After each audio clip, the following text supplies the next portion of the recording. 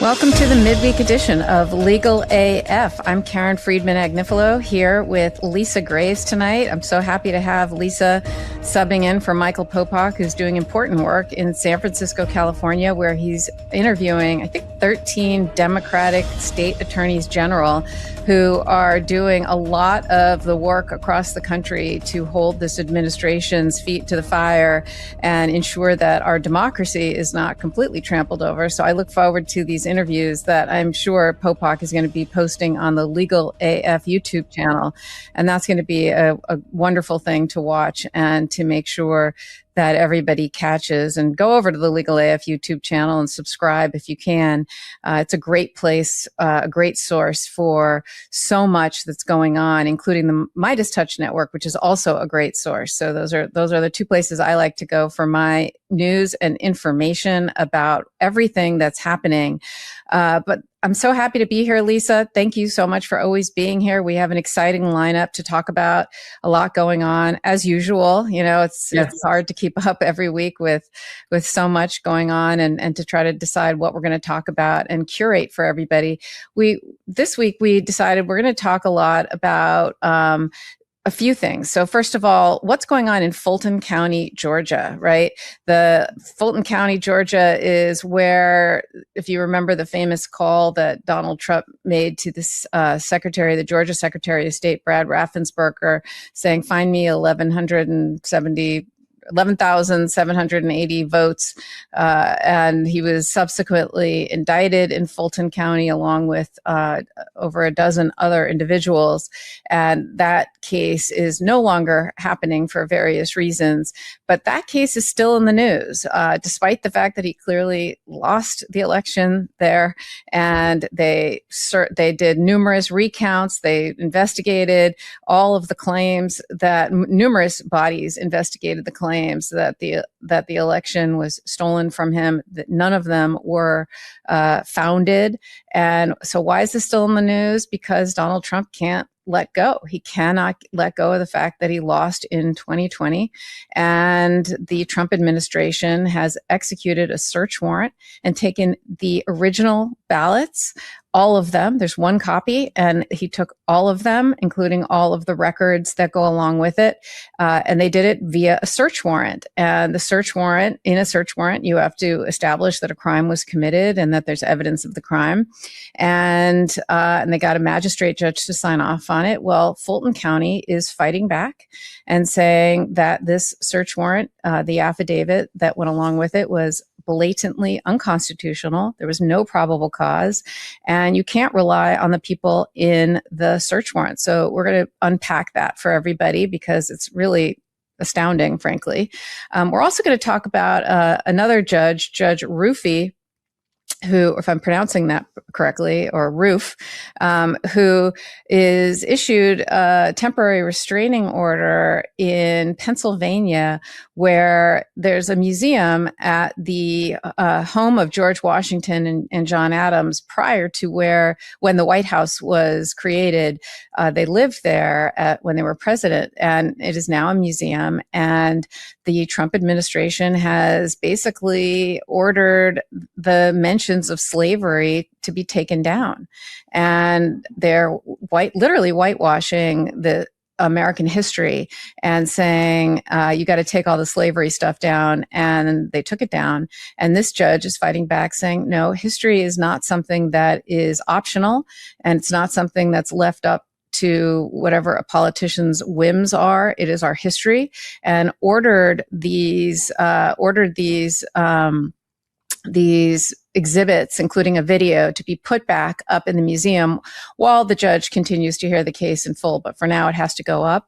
So we're going to talk about that. We're going to talk about Abrego Garcia and the other 137 illegally disappeared and deported men, and what the judges are doing in those cases. yes, they're still around, and yes, they're still going on. And judges, Judge Xinis, Judge Boesberg, they're trying to give these men due process that they did not get. And they are trying to implement that. So they are continuing to fight that fight and give people due process, which is obviously an important part of our Constitution, an important part of what all of us, anyone who is in the United States, is entitled to, whether you're a citizen or not.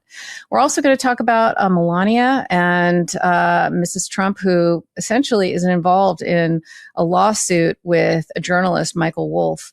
And she threatens him with basically, you're defaming me, take it down and apologize, all the bad things you're saying. And now she's saying you didn't serve me properly. And she's trying to get the case removed from New York to Florida, where she thinks that judges, I believe she's doing it because she thinks that judges will be more favorable to her down there. So that's going on. And there's a lot of filings going back and forth with that. It's very interesting to see some of the arguments that are being made there. And having Lisa here and not talking about the Supreme Court would be a huge missed opportunity, since we are in the middle of a Supreme Court session. And the Supreme Court sits from the first Monday in October through June or July. And so they hear cases during that time for oral argument. They also rule on shadow docket, stuff that just comes before them on emergency basis, and they issue opinions. And we've got some really big opinions coming out that they have not yet ruled, and some big oral arguments coming up as well. So having Lisa, who's a real scholar, a real constitutional scholar here and an expert in the Supreme Court, and not talking about what's to come would be a missed opportunity. So I'm so thrilled that we're going to get your insights into that, Lisa. So how are you? And good to see you. I'm doing all right. It's always lovely to see you, Karen, and an honor to have the chance to come in here for Popak, who, as you said, is out there in California with those state AGs who are really on the front line in many ways of trying to defend our rights. So it's always a joy to see you. And I so appreciate your analysis, Karen. It's great to be on with you and here on Midas Touch. Yeah, it's amazing, when we're preparing for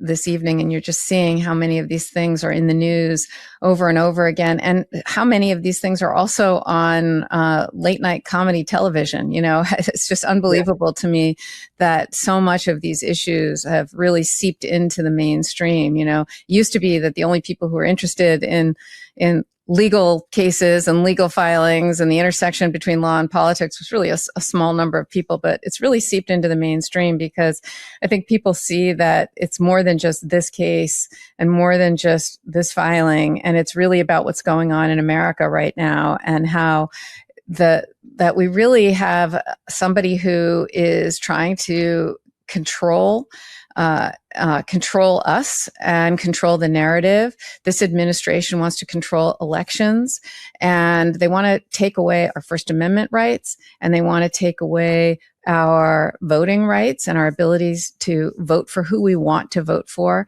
And it feels like we aren't living in a democracy. I mean, to see that Marco Rubio is endorsing Viktor Orban in Hungary, who is one of the most notorious dictators right now, is just unbelievable to me. That this administration looks at things like power, they look at things like control, and really taking away the power from the people. And so we have to continue to arm everybody with information so people can fight back and really keep this in the front headlines, because we are coming close to the midterm elections. It's one of the most important elections in our lifetime. We've got to keep our democracy, because that's what's at stake. It's not about whether you agree with this issue or that issue, right? We can have debates about various issues, and that's what our democracy is about, right? It's about debating issues, about agreeing on some, disagreeing on others.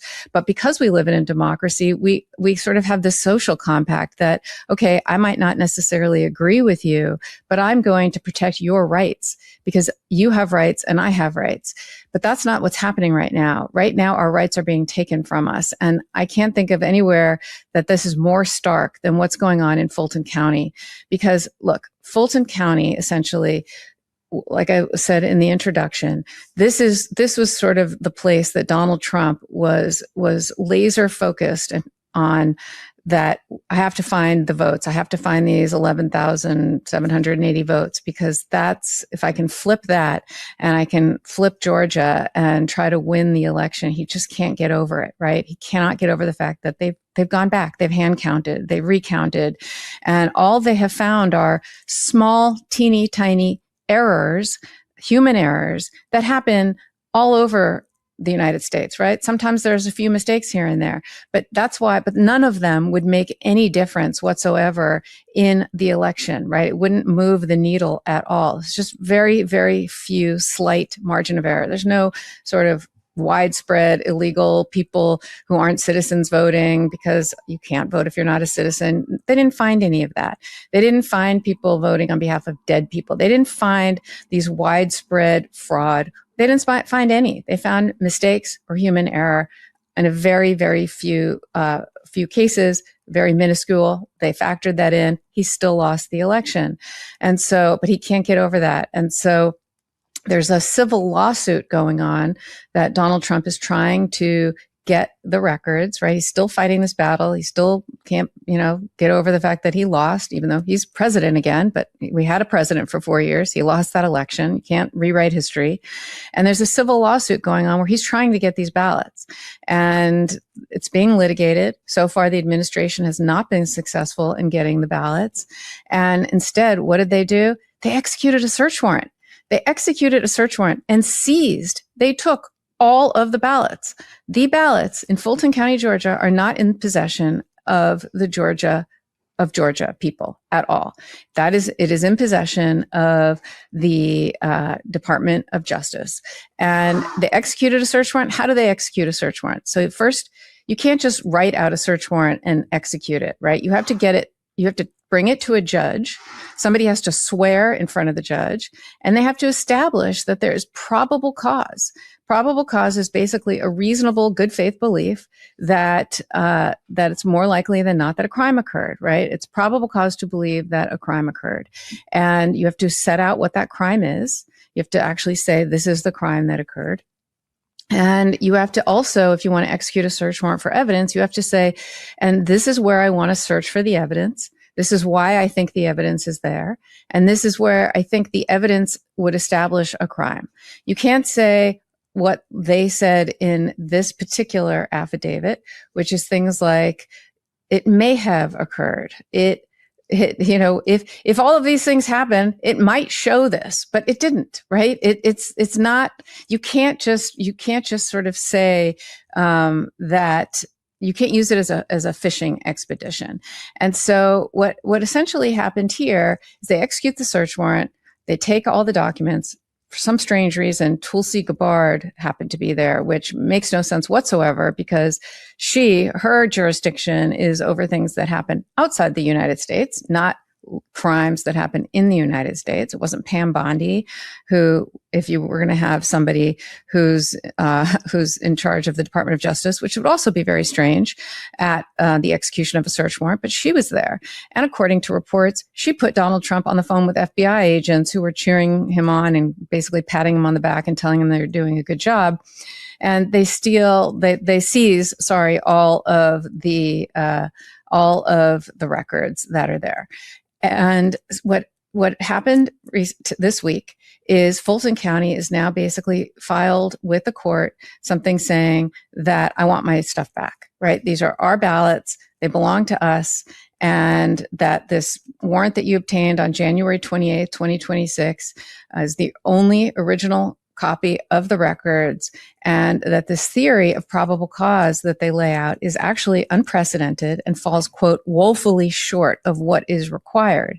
They basically established, and the things that they set out in this legal filing was, number one, the Fourth Amendment requires probable cause, not possible cause, right? Again, it's not this hypothetical, oh, it's possible that it could be there, that it's not that those documents would be there. It's possible that a crime may have been committed. No, it's not possible cause. It's probable cause. You have to establish that a crime probably occurred. And despite these years of investigations, that have gone on, they do not identify facts that establish probable cause that anyone committed any crime. What instead they did was they established a hypothetical that only if true, these hypotheticals, then maybe a crime occurred. So that's number one. Number two, they said, instead of alleging probable cause to believe a crime occurred, it does nothing more than describe human error that occurs in every election without any intentional wrongdoing, right? They mislabel this expected margin of error, which every election builds in, right? A margin of error. They mislabel that as, quote, deficiencies or defects that cannot establish probable cause. Okay. Number three, the affidavit for the search warrant omits material facts, including reports from publicly available sources that confirm that the conduct was previously investigated. And it was found that any slight variation or anything was unintentional. So it's not criminal, right? If there's a mistake, it's not intentional. Therefore, it's not criminal. And so they left that out of the affidavit, something you're actually required to bring to the attention of the judge. And so they don't allege also that they fail to allege that any witness that is in there, and they listed out like 5 or 6 witnesses. They don't establish that these are reliable or credible witnesses.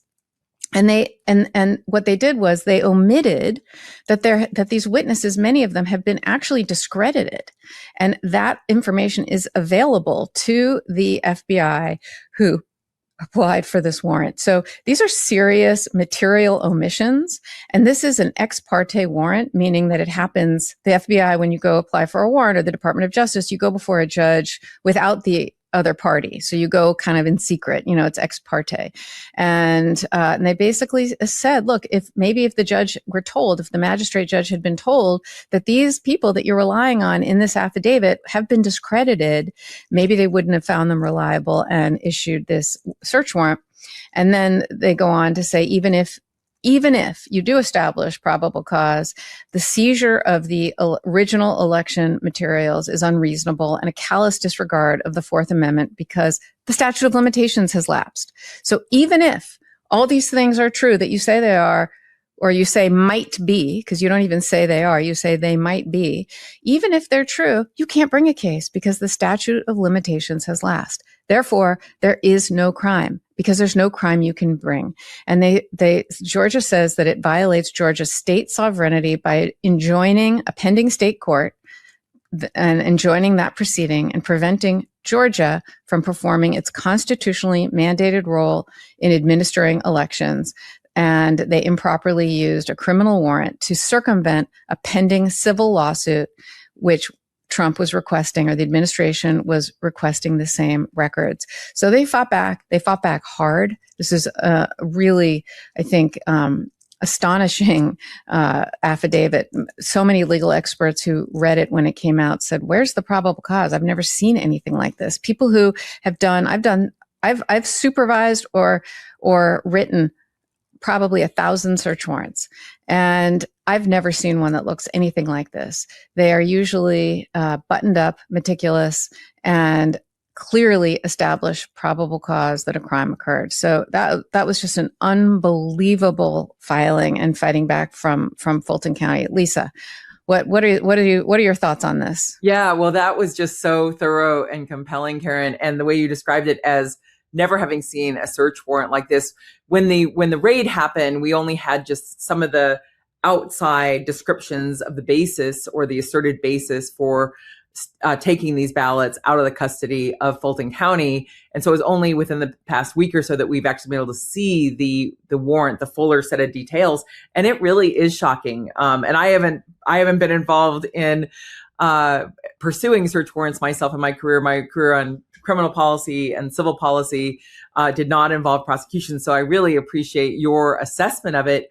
I also think that a couple of things you said really are so important to underscore. One is that a search warrant is not a fishing expedition. This isn't a civil discovery. This isn't a civil suit at the outset. This is a criminal investigation that is supposed to be based on probable cause of a crime. And like you said, not possible cause. And I would say actually impossible cause, because when you look at this search warrant and the underlying claims that are asserted in it, it's like a Rube Goldberg machine, like a mousetrap, basically levers and pulleys and a ball, and everything has to hit just the right way. And then supposedly at the end of it, somehow the election was stolen. Well, that's not true. That's not what happened. These ballots, there were around 5 million ballots cast in Fulton County, which is the largest in terms of population county in Georgia. It's the county that includes Atlanta. It was a county that Donald Trump lost, and that, as you point out, he went on to try to pressure the Secretary of State of Georgia, a Republican named Brad Raffensperger, to find him the 11,000 ballots that he needed, or the votes that he said he needed to win when he lost. And these ballots were subsequently hand counted.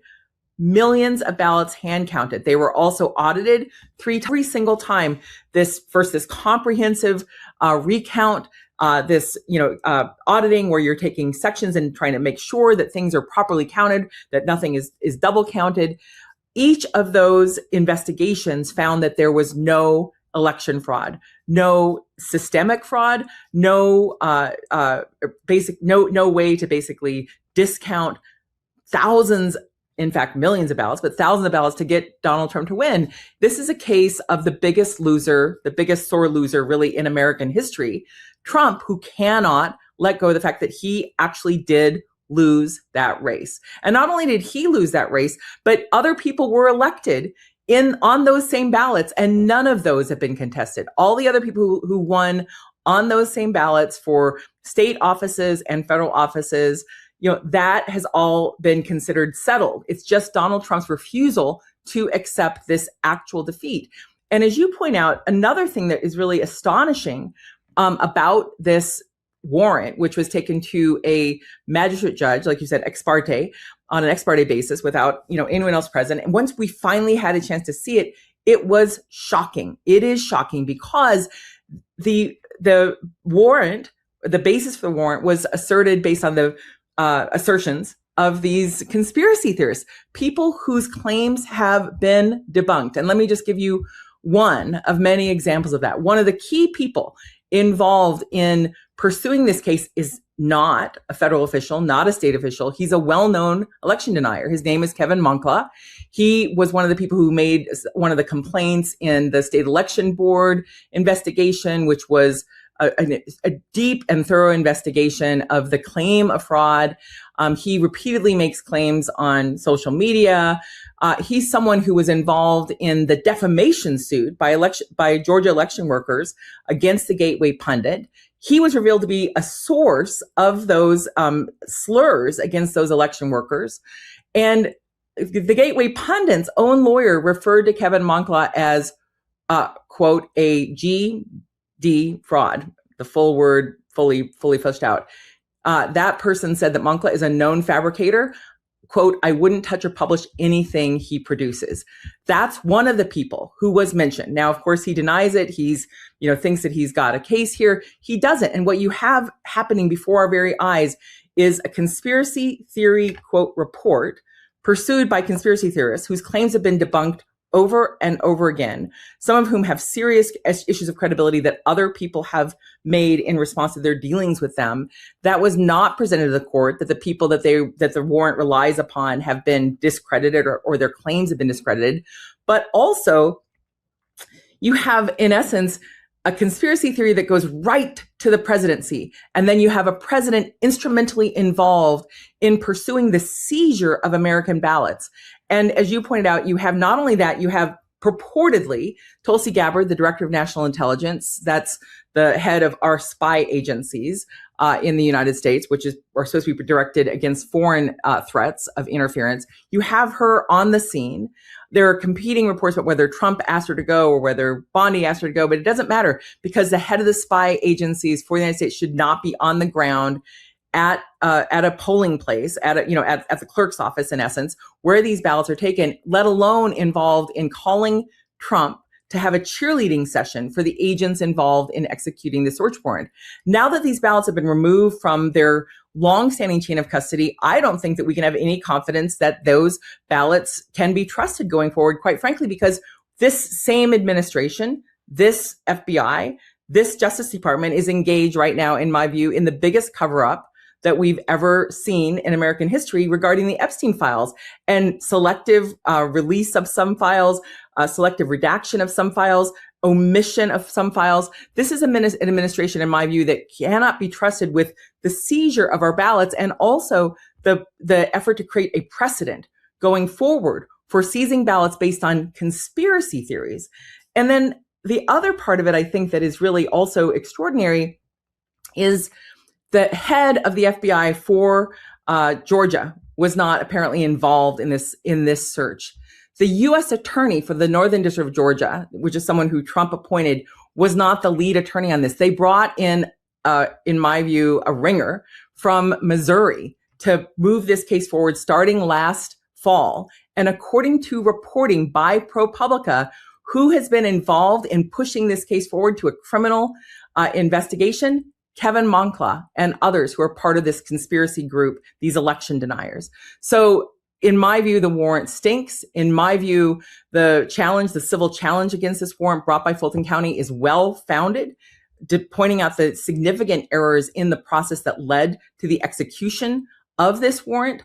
And I also think it's just extraordinary to have a president involved in essence, helping to direct an investigation like this that not only risks the integrity of those ballots that were counted, recounted, and counted again in Georgia, but also is basically a trial balloon for him asserting a right to seize ballots coming out of this 2026 midterm election.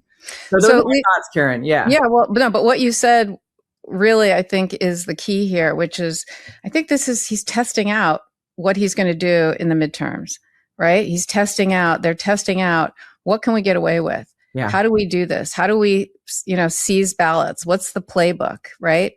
What do we have to allege? Could we get away with this if this, in the midterms, because of course they're going to contest places that he loses. And I think that's the thing, he's already said he wants to nationalize the elections, which again, the Constitution specifically says the time, place, and manner of elections belongs to the states. Even federal elections, especially federal elections. And it's really something that every state does it slightly differently. He wants to, there's these bills that are pending, the SAVE Act and, others about not just whether there's voter ID required, but what type of ID, right? Also, you have to have citizenship papers, not just your identification or, everything that they can do to try and disenfranchise people. They don't want mail-in ballots. They don't want absentee ballots. They don't want anything other than, of course, if you're in the military or you are, have like a note from a doctor kind of thing. I mean, there's really a few exceptions. And they're trying to control the elections rather than keeping it with the states. And we know that they want to have ICE and DHS to be at polling places, and they're going to do everything they can to try and control and take the power away from the states at the midterms. And I think part of that control is, okay, what do we do after the fact? Can we get a hold of ballots? Can we seize them? And that's what I think of all the things that you said. I think that's kind of the most important piece of it, and why I think this is such an important issue for us to keep talking about, because this is just them practicing, right? And seeing what's going to happen. So, yeah. It really is. And I think that obviously this case will be litigated up through the appeals process, probably end up at the U.S. Supreme Court. I am concerned because the Roberts Court has already shown its hand in terms of how it is treating Donald Trump with kid gloves, how in that immunity decision, that reckless counter-constitutional immunity decision that John Roberts wrote and orchestrated, that decision that not just paved the way for Donald Trump's return to power, but basically suggested that he could do no wrong when he was engaged in a so-called official act. And John Roberts asserted in that opinion that directing prosecution, directing the Department of Justice is an official act of Donald Trump. So he could not be prosecuted for engaging in criminal activity around these issues. But that doesn't make it okay. That doesn't make it legitimate. And I do think, given the other statements by Kristi Noem and other loyalists of Donald Trump about the coming elections, refusing to rule out having ICE agents at polling places, refusing to rule out having military or police intimidating voters at polling places in 2026, we, the people, have a lot of work to do to make sure that our right to vote is protected and that every vote is counted and that ballots aren't seized and destroyed or somehow discredited by a president who has shown through his actions that he does not respect, and in essence is inclined not to follow results he doesn't like, even when he loses, and asserting in fact that he wins places that he hasn't. There was a heat map that Rice University students issued about a week or so ago, which showed where Donald Trump had been sending ICE agents, relative to the actual immigration levels in different states like Texas versus Minnesota. But the thing you could see in the pattern in the heat map was that Donald Trump had sent ICE agents, in particular in these sieges, into communities and cities that he lost. States that he lost, even states like Minnesota, where he claims he should have won when he has lost repeatedly. So we're seeing the weaponization, not just of the Justice Department, not just of the prosecutorial power, but we're also seeing the weaponization of other arms of the federal government, like the DHS arms, in pursuit of his punitive agenda toward those who have a right as Americans to not vote for him. In fact, voted against him. Yeah, absolutely. Absolutely. All right, we got to take our first ad break because that's what keeps the lights on here. We love our sponsors, and so many people who have sponsored us have introduced us to products that now have become a part of my life, and they're really wonderful. They choose us. They know what our point of view is. And so if you're interested, we recommend that you give them a try. You get a special discount code for watching the show. And so it's a really important part of us keeping the lights on here, because we don't have a network that we have to answer to. We're not like being told that you have to pull the interview of someone running for office in Texas off the air the way they did to Stephen Colbert the other day, right? We get to talk about what we want. We can speak freely. We interview who we want. And it's all because of the people who are watching this show right now and who support us and who are part of the Midas Touch Network and the Legal AF community. And so thank you so much for everybody, all of the support. And we're going to now go to our first break. This episode of Legal AF, it's brought to you by Graza, makers of Crazy Fresh Olive Oil and other delicious stuff made with Crazy Fresh Olive Oil. Graza makes my olive oil of choice. It's top-notch olive oil at an affordable everyday price. Graza's got everything you need to roast and toast, grill and garnish with flair and flavor. Upgrade your favorite recipes with their high-quality, single-origin, single-varietal oil. There's extra virgin olive oil for cooking and dressing, Frizzle high-heat cooking oil for grilling and baking, and brand new olive oil mayos for dipping and spreading. It's super fresh, bold and bright, delicious and tasty, and a versatile do-it-all staple. Graza makes my olive oil of choice. Top-notch quality at affordable everyday price, and you can taste the difference. The flavor is of a deep olive freshness with hints of mellow body and a playful kick in the taste buds. It's quality you deserve. So head to graza.co and use Legal AF to get 10% off your first order. And be sure to pick up Graza Mayo the next time you're at your local grocery store. Scaling a business doesn't mean doing everything yourself. The smartest teams, they delegate faster with the right freelance talent. And that's where Upwork comes in. Upwork is a one-stop platform to find, hire, and pay expert freelancers across web and software development, data and analytics marketing, business operations, and more. Upwork helps grow your business by giving you fast access to specialized talent across more than 125 categories, so you can fill skill gaps, launch projects faster, and scale support up or down without committing to full-time headcount. You can browse profiles, Review past work and get help scoping the role so you can hire with confidence and get started quickly. With Business Plus, you can access the top 1% of talent on Upwork, and with AI-powered shortlisting, you'll get matched to the right freelancer in under 6 hours. No endless searching required. Upwork also cuts down operational hassle by handling things like contracts and payments in one place, so you can spend more time running the business. Thousands of growing businesses already trust Upwork to hire flexible, high-quality freelance talent for everything from one-off projects to ongoing support. It's free to sign up, and posting a job is easy. Visit Upwork.com right now and post your job for free. That's Upwork.com to connect with top talent ready to help your business grow. That's UPWORK.com, Upwork.com.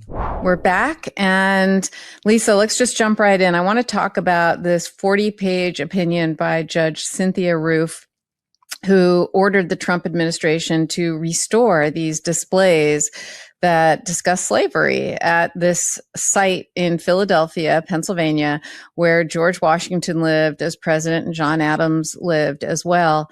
This is in the Eastern District of Pennsylvania, where Judge Rufe compared the display removals to government mind control employed in George Orwell's 1984. A couple of quotes. The government claims it alone has the power to erase, alter, remove, and hide historical accounts on taxpayer and local government-funded monuments within its control. She issued her ruling on President's Day, which I thought was interesting because most government offices, all of them were closed and the courts were closed, but she made sure that this ruling came out on President's Day. And she granted, I think it was symbolic, intentionally, and she granted this immediate injunction requiring the reinstallation of, I think, 30 plus educational panels that were removed by the National Park Service from this site at Independence National Historical Park in Philadelphia. These materials included a video at the president's house site where Washington lived for most of his presidency and where Adams lived. And I think the White House was built and ready to move in around 1800. So this was a pretty important place where presidents lived prior to that. And some of the materials tell the story of a woman named Oni Judge, who was actually one of George Washington's slaves who escaped freedom and built a life for herself in New England. It's part of our American history, our sad history, that George Washington actually had slaves, and so did others at that time. And if you remember, one of Trump's executive orders was to, quote, restore truth and sanity to American history, which called for eliminating divisive narratives from national sites. And so this removal was part of that executive order. Many museums and historic locations have responded by removing exhibits that discuss slavery and other challenges that disenfranchised or minority or marginalized groups have faced. And this opinion was very critical of the Trump administration. And this is a George Bush appointee, right? So she criticized George W. Bush. She criticized the Trump administration as saying, quote, truth is no longer self-evident, but rather a property of the elected chief magistrate and his appointees and delegates at his whim to be scraped clean, hidden, or overwritten. And she's saying, why? Solely because the defendants say they have that power. But she said, no, that's not true. That's not correct. Put those items back up there while we do this case. You can't just change history because you want to. And the administration, of course, is like, nothing to see here. We routinely change exhibits and, we rotate them, et cetera. But Judge Rufe wasn't buying it and said, look, the history of slavery is not contingent on the changing preferences of elected officials. And these displays were not just mere decorations to be taken down and redisplayed. This is a memorial. This is an actual memorial to enslaved people. It's a tribute to their struggle for freedom and an enduring reminder of the inherent contradictions of this country's founding. And P.S., this memorial, this monument was erected and is supported by taxpayer dollars. So this is not something that you just get to kind of do what you want to do here. So it was a pretty, for a temporary restraining order, which means it hasn't been fully briefed. It means the parties haven't fully, it hasn't made its way through the legal process yet. It's just kind of an emergency application, if you will, to press pause, keep the status quo while you litigate the issues. It was a pretty strong rebuke of this administration's whitewashing of our nation's history. And it's also, coming on a week where we've lost one of the great civil rights activists, right? Happening at the same time. And we're watching all of these tributes, to now the late, great Jesse Jackson and the, Reverend Jackson and all of that he's done for, people of color in this country and African Americans and talking about really trying to right the wrongs of slavery, and it's such a stark contrast to what the Trump administration is trying to do, and to completely whitewash this and really kind of take away people's experience and the real history of this country. Did you get a chance to look at the opinion, Lisa?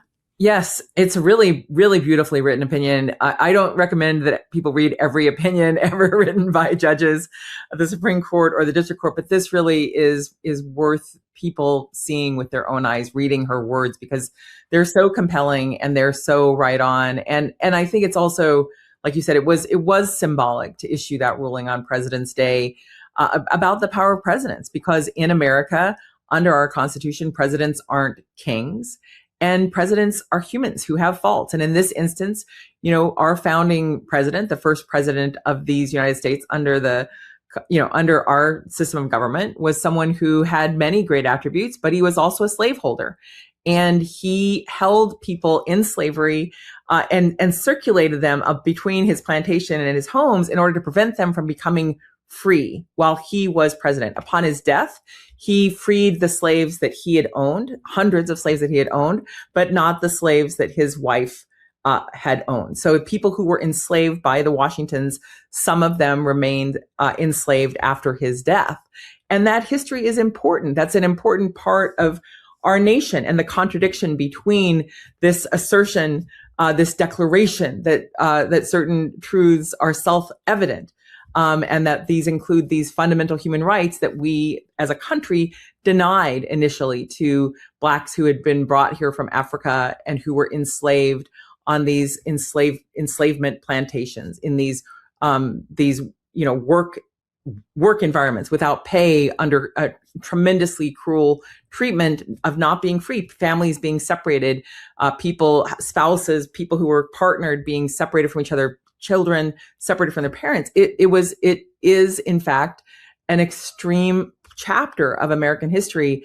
And then you have the arrogance of Donald Trump and his minions, basically being vandals to our history, but also vandals in a real physical sense. To see those crowbars being used to tear down this memorial, it was revolting to see the arrogance of these people who think they have a right to destroy this memorial about this part of our history because Donald Trump and because his minions wanted it done.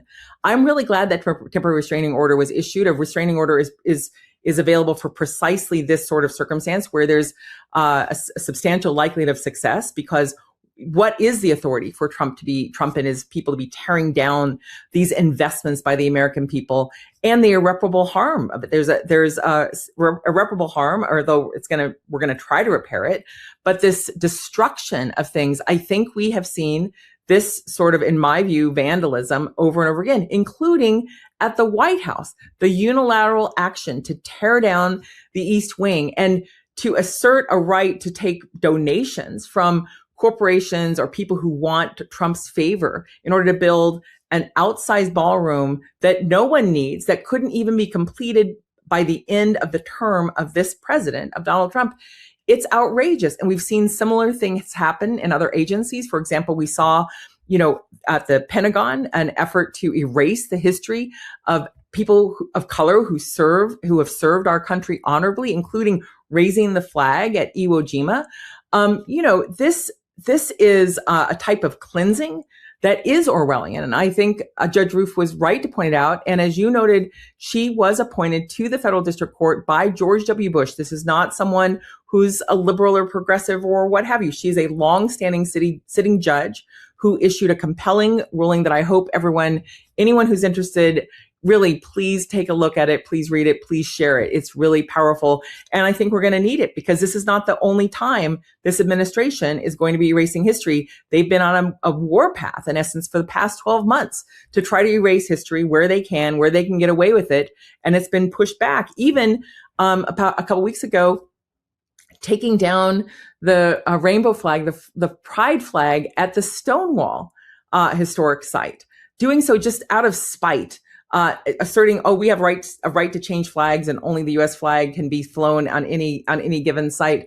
That's an assertion that they're making. But at every point, you see like two paths diverge into the woods. Really, like the famous poem, and the Trump team chooses the path of destruction and erasure. And I'm glad to see people from both parties and judges from no party, but who were appointed in this case by George W. Bush, standing up and saying this is, at least at this stage in the proceedings, inconsistent with the law, not authorized.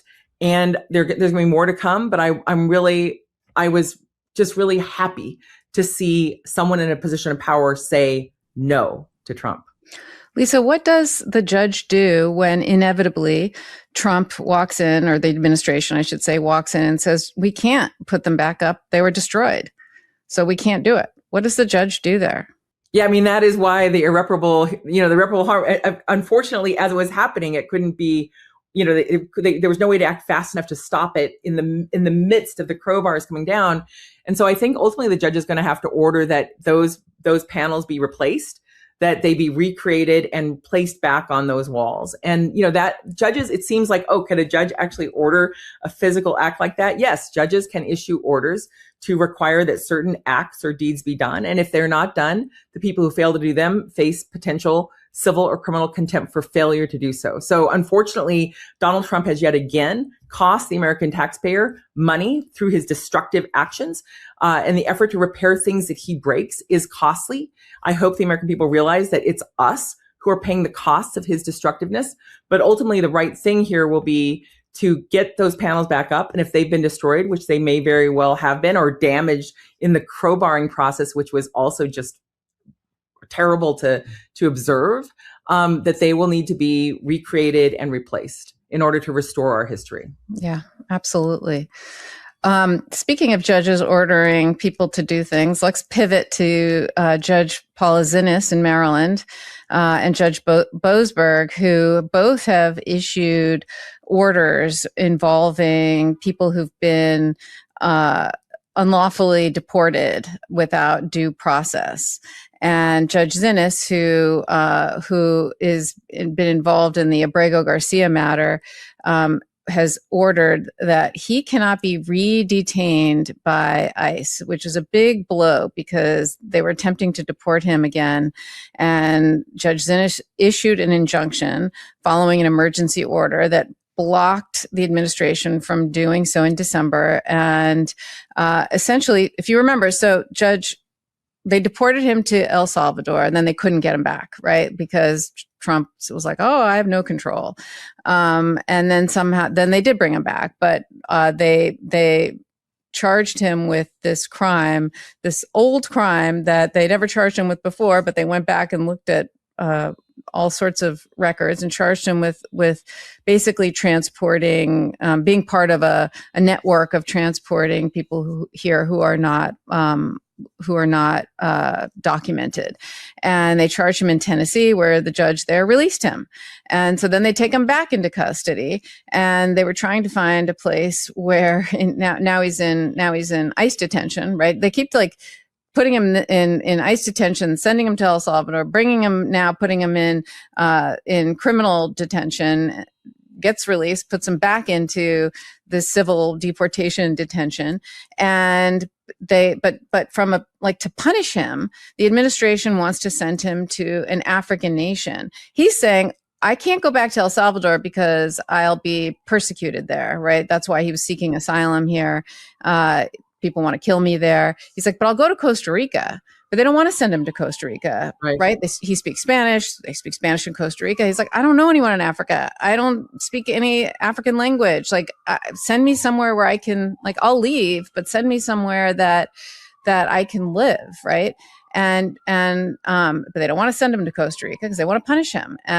They somehow couldn't get their act together to send him to somewhere in Africa, and they were holding him too long. And Judge Xinis just said, look, you can't just punish him. And, that's like this punitive kind of send you to another country. He's willing to go to Costa Rica, but you can't get your act together to do it. So I'm releasing him, and you can't re-detain him. So I thought that was really, really interesting. And at the same time, we have Judge Boesberg now ordering the administration to facilitate the return of, do you remember those 137 supposed alleged Venezuelan gang members who were unlawfully deported without any process, without, sort of in the middle of the night? The planes already took off, like they lied to the court. I mean, this whole big thing about, turn the planes around, but they refused. That whole thing has been going on, and that went all the way up to the Supreme Court. The Supreme Court said you shouldn't bring it in Washington, D.C. You're supposed to bring it in Texas, but you have to give them due process. And so, Boesberg is like fed up. He's like, you've violated my orders. I should hold you in contempt. But in the meantime, you need to return these people, or at least facilitate their return if they want to come back, and essentially pay for their airplane flight and give them travel papers so they can get on an airplane, right? The airline's not going to let them in without, a valid passport or some paper. So you have to give them a piece of paper that says you can come back, and you have to pay for it. But it's unlikely that all of them or many of them will take them up on this, because if they come back, they have to be detained, right? Yeah. It's not like they're going to come back and be free. So I'm not really sure what import this kind of requirement. Of course, the government doesn't want to have to pay for it or give them any papers, but the judge says that's what you have to do. I don't know what it's going to do. I don't know what he's going to do, if he's going to continue on with his contempt proceedings, but that's kind of what's happening there. What did you notice in those two cases? Well, in the Abrego Garcia case, it really is outrageous, the punitive approach that this administration has taken, not just to him, but in general. And there are many examples of it. But the notion that they want to return him, or that they want to not return him, actually move him to a country in Africa and not to Costa Rica, it is, in some ways, I attribute this to the U.S. Supreme Court, to the Roberts Court, in allowing these third country deportations or removals. That policy had really only been in place in very narrow circumstances. And those circumstances were if you could not return a person to their country of origin, to their country of their nationality, for example, because we did not have diplomatic relations with Cuba or with Vietnam for a period, or with Iran. But otherwise, people are typically returned to their home country for example, if they've served a prison sentence, then they're returned to their home country, or to a suitable, other country if they cannot remain in the United States. And this administration has acted at every turn to try to deprive Abrego Garcia of his rights. And its claims about that have been, as you point out, repeatedly found to be false. False claims being made to the court, false assertions being made to the court. When one of the attorneys for the Justice Department, who previously led the Office of Immigration Litigation, OIL, in the Civil Division of the Justice Department, actually told the truth to the court, that guy was fired. And then meanwhile, this administration has been defending and actually even promoting people like Emile Beauvais, who was appointed by Trump to the Third Circuit, even though a whistleblower attested that Beauvais said, told other lawyers at the Justice Department when he was at the helm of it to just blow off, in so many words, using the F word, to just blow off the court orders, to not follow them. And so you have this pattern of obstruction, recalcitrance, dishonesty, a deceit toward the court. And I think the courts are trying to respond to that, using the power of the law to try to have justice and fairness in these processes. So I was glad to see Judge Xinis' opinion. You know, in terms of Judge Boesberg, this is a judge who has been acting with courage and integrity in defending that fundamental premise of our, Constitution, which is due process, that no one shall be deprived of life, liberty, or property without due process of law. In response to his courageous independence as a judge, Republicans in Congress, including in the United States Senate Judiciary Committee, where I used to serve as the chief counsel for nominations, but in that Judiciary Committee, Ted Cruz and his fellow Republicans held a hearing asserting that they wanted to impeach Judge Boesberg for supposedly being a rogue judge. Now, where was Ted Cruz and these Republicans on the Senate Judiciary Committee when investigations were revealing the corruption of Clarence Thomas, the millions and millions of dollars worth of gifts that he's received from Harlan Crow and other benefits of other big billionaire benefactors? Nowhere. But when a judge dares to use the law to its proper effect, which is to say, look, in the United States, part of being a free nation is due process of law. You cannot just whisk people out of the country without having a chance to have their cases heard. And in this instance, those men, the men who were taken, who were moved to that hellhole, to CCOT, where the administration claimed it had no power to get them back, even though we were paying CCOT for the detention of those individuals. A number of weeks ago, there was a 60 Minutes report that showed what happened to some of them, that some of them were able to return to their home country, to Venezuela. And yet they have not had any real justice in American courts because the Trump administration denied them that by violating the orders of Judge Boesberg. And so, it is appropriate that they have a chance to have their claims be heard. And like you said, under the rules for travel to the United States, you have to have paperwork to do so. Usually that's issued by the embassy on the ground to get people to be able to board a plane. And that's certainly within the power of the Trump administration to order that to happen in response to a court order. But of course, this too will be appealed, and we'll see what John Roberts, with his affinity for ruling in favor of Trump on any matter that doesn't involve perhaps an economic issue, which we'll talk about later on tariffs, for example, seems inclined to basically let Donald Trump do whatever he wants, regardless of the destructive consequences. So this is, in a way, a line in the sand, but it's drawing a line that's important to draw, which is to say that the Supreme Court has at least recognized that people do have a due process right, that people who are undocumented immigrants still have a due process right because it applies to persons under our Constitution and not just citizens. And so this is a Judge Boesberg, trying to effectuate and give meaning to that fundamental right that doesn't just protect those immigrants, but protects us all from arbitrary and capricious or punitive action by the state without due process of law. Yeah, well, speaking of due process, it's so ironic because the next topic we're going to talk about is Melania Trump and her arguing about her not getting due process and or certainly not getting the process that she wants. So I think it's going to be very ironic because this lawsuit that she's trying to avoid, frankly, is really what she's trying to do. She doesn't want to be sued, and she doesn't want to be deposed. We're going to talk about that and the Supreme Court when we come back from this break. We're going to take one more quick ad break, and then we'll be right back. Don't settle for number two, even when, you're going number two. Tushy is an everyday luxury bidet designed to modernize your bathroom routine with a cleaner, more comfortable approach to personal hygiene. It easily attaches to your existing toilet without additional plumbing. And select models, they include features like warm water, adjustable settings, and a built-in dryer to help refresh your daily routine. Using fresh water instead of excessive toilet paper, Tushy is designed to help you feel cleaner while upgrading your bathroom experience with a simple, sleek setup. Number two is Tushy's thing. Go take care of number one. For a limited time, our listeners get 10% off their first bidet order when you use code LegalAF at checkout. That's 10% off your first bidet order at hellotushy.com with promo code LegalAF. Let's be honest, shall we? Modern life is rough on our bodies.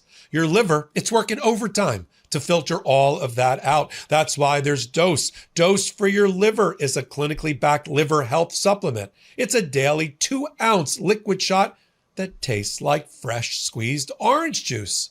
Dose cleanses the liver of unwanted stressors, slowing it down, and promotes daily liver function with zero sugar, zero junk, and 0 calories. Look, your liver, mine too, performs more than 500 functions every day: energy, digestion, metabolism, and vitamin storage. And Dose is designed to support that work. It's also backed by 2 double-blind placebo-controlled studies showing positive impact on liver enzyme levels.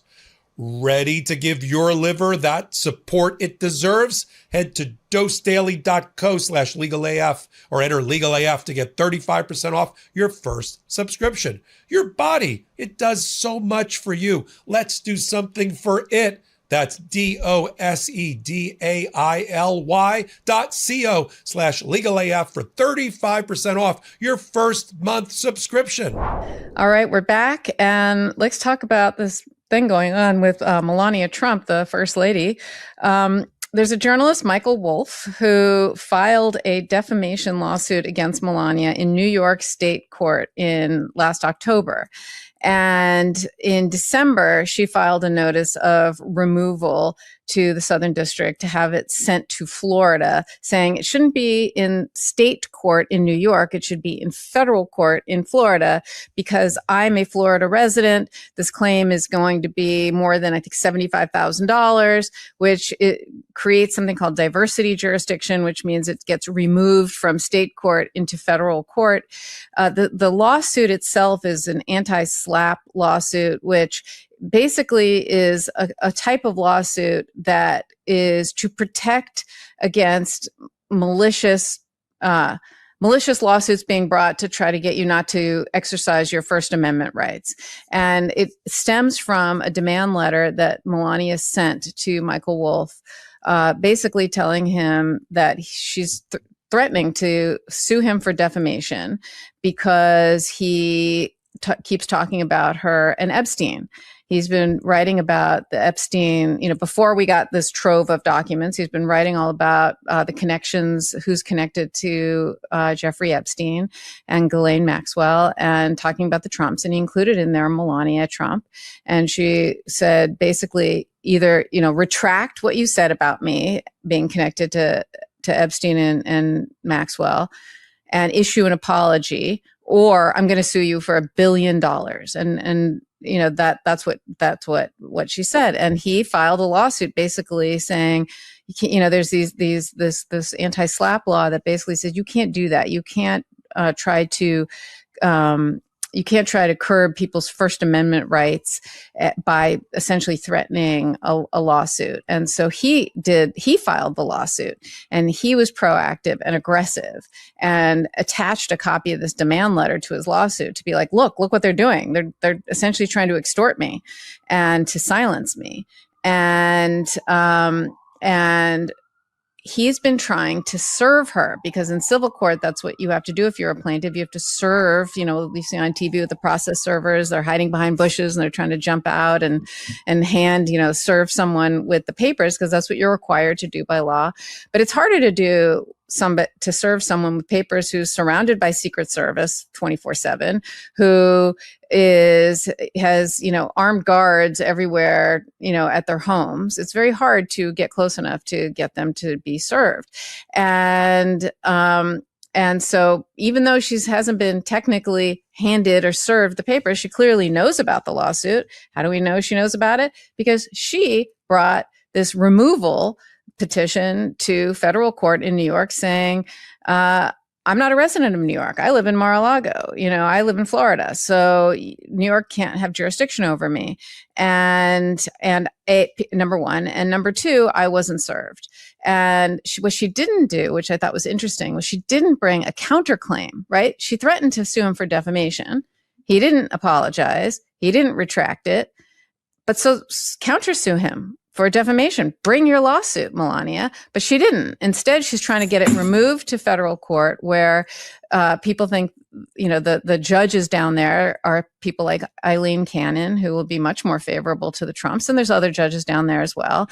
And so I think they're hoping to get it to a more favorable judge down there. Or if not, who cares? Because it'll wind its way eventually to the Supreme Court, where we know those judges are favorable and and much more favorable to the Trumps. So, the Trumps don't want things in New York State court because we see what, Donald Trump and his children were sued in a New York State court, and they have more than a $200 million finding against them for a civil case in New York, right? Like they're not going to do so well in New York. So that's why she wants to get it to Florida.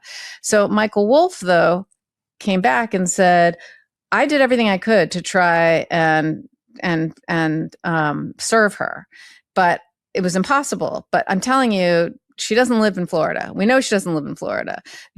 First of all, the Melania movie just came out, and she's basically in New York the whole time, right? And so she's basically in New York, number one. Number two, I went and I spoke to someone who works at Trump Tower, who not only said she lives here and this is her resident, they gave me the apartment number. And guess what? It's not the penthouse where Donald Trump lives. She has her own apartment. And he gave her the apartment number, and this is where she lives. Yes, she lives here. Yes, she's a resident here. And, he talked about speeches that she's given, during the election where I think it was 2024 election, where she's like, I love New York. I live in New York. Her son is here. She spends a lot of time here. And so he basically spelled out how, look, she's actually a resident of New York. And so New York does have jurisdiction. But P.S., I tried serving her. I did everything I could. And she clearly knows about it because she's here and she's filing this. So, he just basically said, look, she's intimidating me, trying to punish me and inhibit me from exercising free speech. And, it's kind of a big deal. And meanwhile, since this lawsuit's been going on, guess what? The Epstein files have been released, and there are emails in there mentioning Melania Trump, right? There's an email exchange between Melania Trump and Ghislaine Maxwell, where they're going back and forth and calling each other love and dear and trying to get together. And Melania is complimenting Ghislaine Maxwell on a New York Magazine article saying basically a nice story about J.E. in New York Magazine. And it's clear they were close, right? And it's clear that they had a relationship. So, I don't know how I don't think her defamation suit is going to be as successful as she'd like, but maybe bring it, and see where it goes. So it's an interesting thing that's been going on. Did you get a chance to take a look at those filings? I did. It was interesting because it's been a long time since I looked at the International Shoe case, which is a famous case you learn in law school about minimum contacts as part of due process, as you began this segment. So in order to have someone be held to account in a particular state court, for example, you have to have minimum contacts, or your due process rights are violated if you're sued somewhere where you don't actually have minimum contacts. But I would say that Melania Trump has maximum contacts with the state of New York. Not only is they're the residents in Trump Tower, but as you pointed out, and as Wolff has described from actual investigation on the ground there, she has an apartment in the Trump, in that Trump building.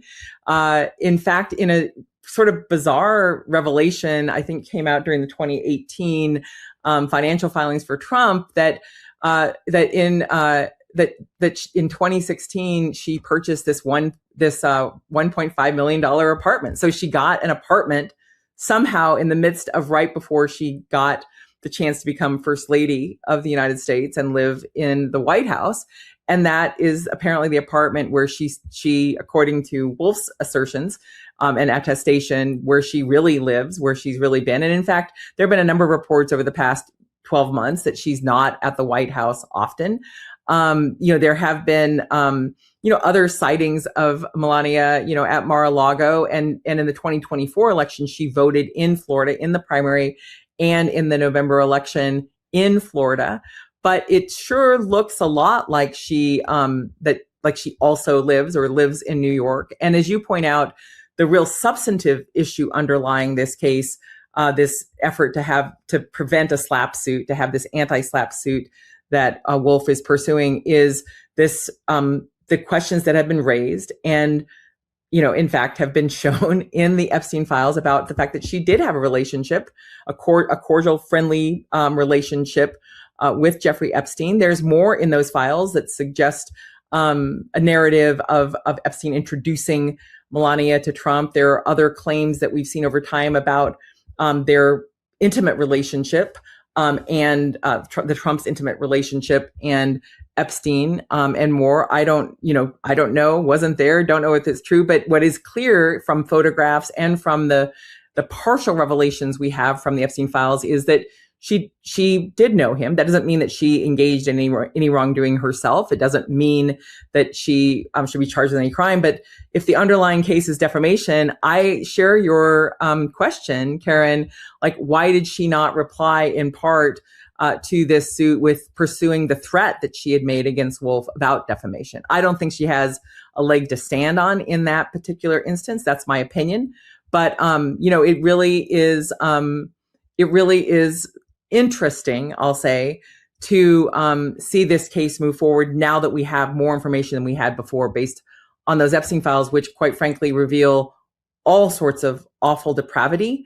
This part of that relationship is a small part. There are other stories in there that I think are, significant and really horrifying. But the question of who's telling the truth about that relationship, I think there's material in those Epstein files that really bears on that. And for those of you who, we were talking about anti-SLAPP and an anti-SLAPP lawsuit. For those of you who don't know what that means, SLAPP is an acronym. It's SLAPP. It stands for Anti-Strategic Lawsuit Against Public Participation.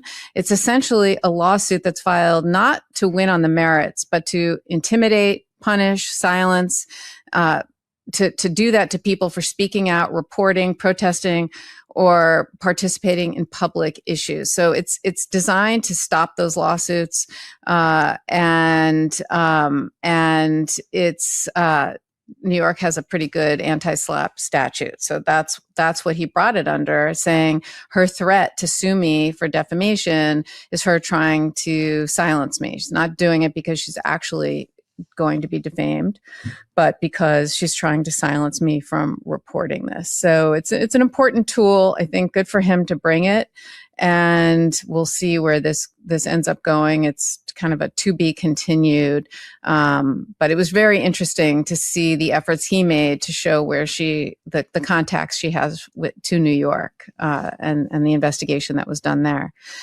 Lisa, let's turn to the Supreme Court because we're right smack in the middle of a term, and big things are going to be coming down the pike, really big things. So why don't you give people sort of a preview of what's going to be happening over the coming months and what you predict and what you see happening? This week, the court does have a day that's marked on its calendar as a potential decision day. And so there are a lot of reporters who are looking at the court's docket to try to get ahead, be prepared for any potential decision that could come down this Friday on the 20th. There are a couple of cases that have already been argued and that people are watching closely for. One of those is the Calais case, which is a case out of Louisiana involving an attack on the Voting Rights Act and the assertion that it's unconstitutional to try to protect against a white legislature diluting the votes of Black residents, of Black citizens. And so that case could well come out this Friday. I don't think it will, in part because the Roberts Court issued an emergency order about a month and a half ago involving Texas, where it allowed Texas's new maps to go forward, even though the court had not ruled on this particular challenge to the Voting Rights Act. And even though the lower court in Texas had found that race was being used to basically move Black Americans out of their seats in Texas as part of this redistricting, and the Roberts Court allowed it to go forward. And then just a couple weeks ago, the Roberts Court allowed California's response to redraw 5 districts in response to Texas. They allowed those maps to stand for this election. And so I don't think that we will end up with a voting rights decision this quickly, from this court, because I think John Roberts is determined to eviscerate that law, and they don't need to do it quickly in order to accomplish their results, the results of basically helping white legislatures to bleach out parts of the Black caucus, Black leadership in the South that has been protected through the Voting Rights Act provisions to try to prevent the vote from being meaningless, from not having a chance to elect someone to represent you by having what happened initially in Louisiana, which was a map that was drawn after the 2020 census that even though Black Americans constitute more than 33% of the population in Louisiana, the white legislature drew a map that was 5 white majority districts and one Black majority district. And that was held to be in violation. They redrew a new map, and now those new maps with two districts that would be a Black majority district is what's being challenged by the court. But the case, I think that I buried the lead, but the case I think that people are anticipating could very well come down this Friday is the case on tariffs, which is where Donald Trump, through his Solicitor General, has asserted this broad power to the court, a claim that under the International Emergency Powers Act, IEEPA, the president can impose tariffs unilaterally without Congress, even though the Constitution expressly says that the power to impose tariffs is a power of Congress under Article 1 of the Constitution. It's not ambiguous. It's very clear in the Constitution. This is not a presidential power. It's the power of Congress. And that's in part because I think the founding fathers, I'm not going to say I know all their thoughts, but this was not a power they wanted to have in the hands of one person, one man to act unilaterally. And now we can see why, because we've seen these irrational tariffs being imposed by Trump, like what looked like the AI tariffs that he announced on the White House lawn that put a tariff on all the countries in the world except for his buddy Putin in Russia, North Korea, the dictator there. And I think those are the two. And then he even imposed tariffs on Penguin Islands that are not populated by humans or in any significant way. And then since walking back on that initial round of really outlandish, irrational tariffs, Trump has then used the tariff power to basically reward countries that give him gifts, like expensive gold watches, and to punish the countries if they have a leader who he thinks doesn't kiss his ring enough. And so that tariff power, even under longstanding law, is not something that a president should have. These are things that Congress should be involved in.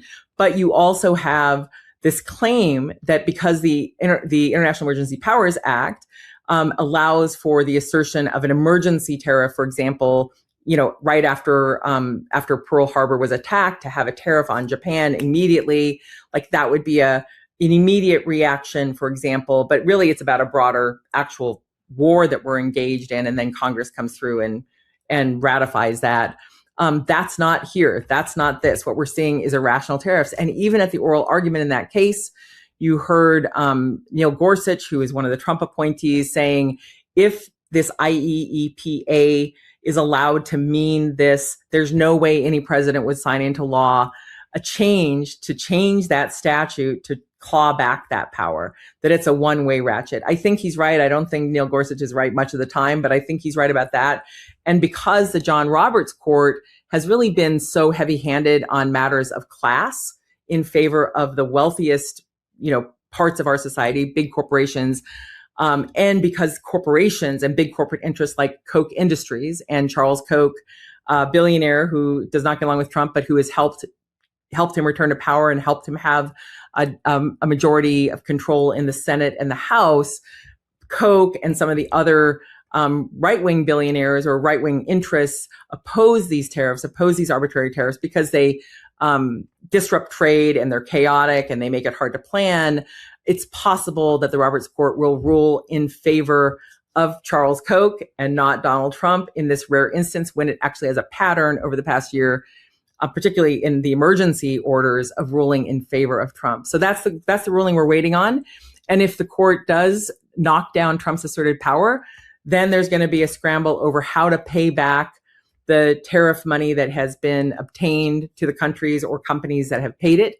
And meanwhile, some of those tariffs have already been imposed on ordinary people through the cost of goods, and we're not getting that money back. We, the people who paid already for these tariffs due to Donald Trump's reckless, arbitrary policies, that money is not coming back to us. Yeah, that's true. I mean, the cost of so many things have already gone up. It's so much more expensive to purchase certain things or do certain things, and the stated reason is tariffs, right? It's people are saying it's tariffs. It's the tariffs. So it'll be very interesting to see where they come down. And that's certainly one to watch. What are some of the big oral arguments coming up in the near term? Yes. So in a few weeks, there will be the oral argument on the assertion that the president can unilaterally claim that if you're born in the United States, you're not a citizen. This is the so-called birthright citizenship attack or challenge, where Trump, right after he was sworn in, asserted that you are not a citizen if you're in essence, that they could decide whether you're a citizen or not, that you don't get automatic citizenship based on being born in the United States. That provision is the very first line, the very first paragraph of the 14th Amendment. It is a provision that has always been interpreted to mean that if you're born in the United States, you're a citizen, period. The Trump team has gone in search of obscure claims by, a random right-wingers basically asserting, oh no, you could deny it, you could deny this.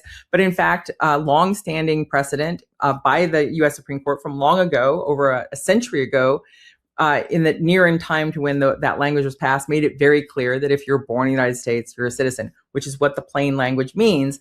But Donald Trump walks around claiming that he can deprive people of their citizenship. For example, he's asserted that he wants to take away Rosie O'Donnell's citizenship, or some star moves abroad and he wants to destroy their citizenship, even though they are native-born citizens and can in fact retain their citizenship, have done nothing wrong, and under the First Amendment should not be punished for having their own personal views and speaking out in opposition to Donald Trump.